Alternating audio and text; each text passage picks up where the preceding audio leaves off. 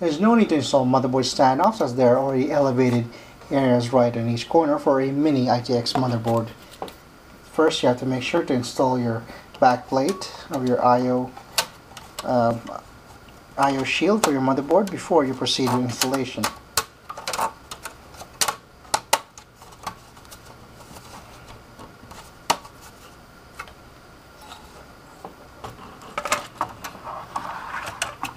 There's just enough clearance for a Mini-ITX motherboard, so it is a very tight fit.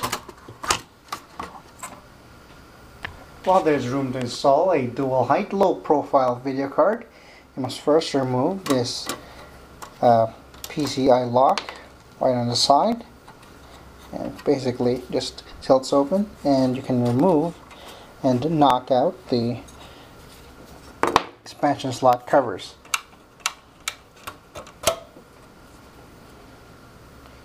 Once you've knocked these out, you can't put it back and they're not reusable. I'm going to put in an AMD HD 6670 low profile video card. It doesn't require additional power from your power supply, and let's see if it would fit. It's actually a very tight fit, but it manages to fit just right in. Might take some maneuvering. There you go.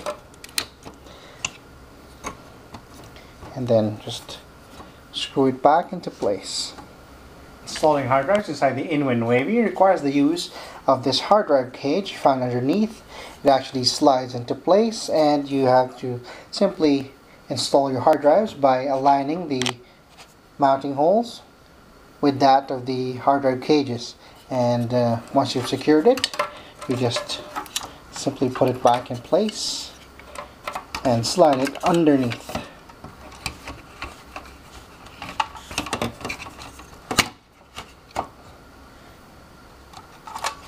The InWin Wavy has an optical drive, an external 3.5-inch cage, as you can see, and if you have a slim optical drive, you can install it with one external 3.5-inch device right in the bottom, like a floppy or a card reader, for example.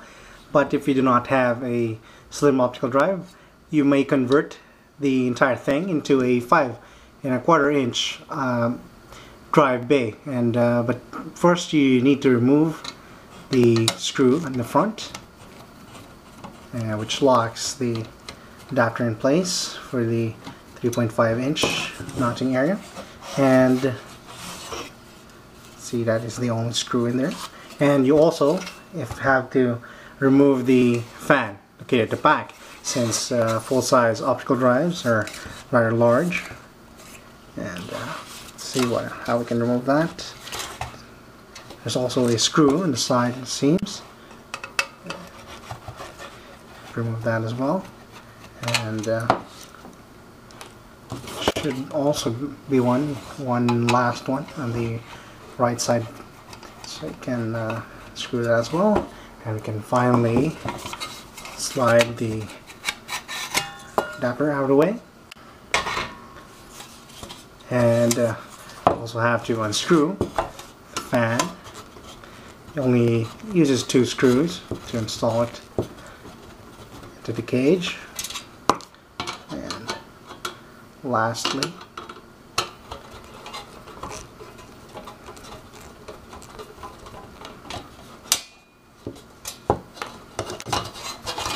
now we are ready to slide in our full-size optical drive.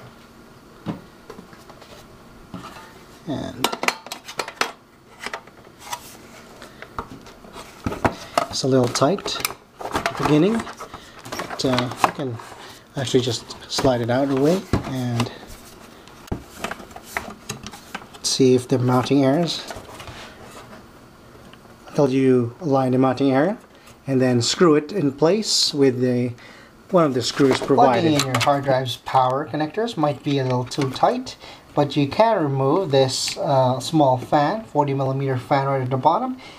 It is just optional for additional airflow for your hard drive. You can remove it to ease your installation. Gives you about a few centimeters of clearance, and that should be enough to make your installation a whole lot easier. Here's what our system looks like with all the components assembled.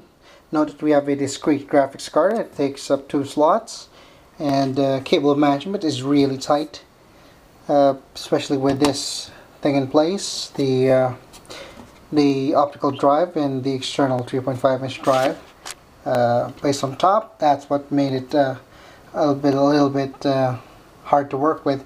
And the power supply cable for the 20+4 pin power for your motherboard is I just wish that it was a little bit longer, so there's more room to route it on top of the video card. As you can see, it is fully extended, and it's actually, there's no more room to move it at all right there, since this is the optical drive cage is pushing against it. And I plugged in every single fan, including this one right on the side and the top one as well, and then let's put back together. Although I didn't have a slim optical drive actually, so there was nothing to install here, and I didn't install an external 3.5-inch device as well.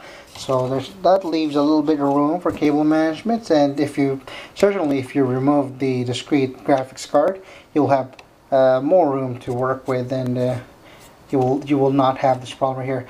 Although if you install everything properly, make sure that none of the cables interfere with the fans, either this top exhaust fan or more importantly, the CPU fan right on the bottom.